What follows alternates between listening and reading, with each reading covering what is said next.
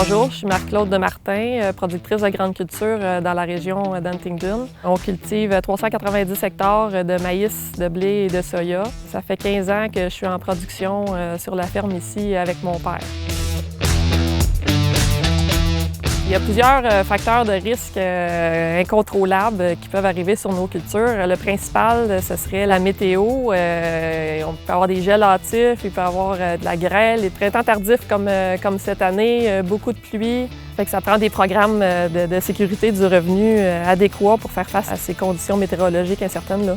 En plus de la météo, on est confronté aux guerres commerciales qui peuvent se passer mondialement parce que le prix des grains il est coté à la bourse de Chicago. Donc, on est totalement dépendant des politiques commerciales que les États-Unis font avec les autres pays. Aussitôt que Donald Trump fait une annonce là, de chicane avec la Chine, notre prix baisse. Donc, ça prend des programmes de gestion de risque bonifiés pour nous aider à passer à travers ces crises-là.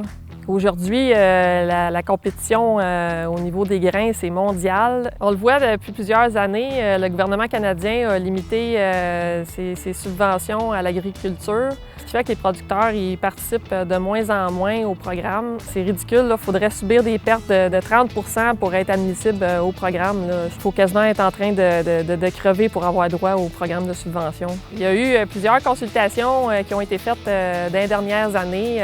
Tout le monde s'est entendu pour dire qu'il fallait moderniser les programmes, mais là, il est temps que les budgets suivent. Ce qu'on demande aux partis politiques, c'est pas compliqué, c'est de bonifier les programmes d'aide de gestion de risque, puis d'indexer les budgets. Les producteurs vont être sur le terrain pour interpeller les candidats tout au long de la campagne électorale.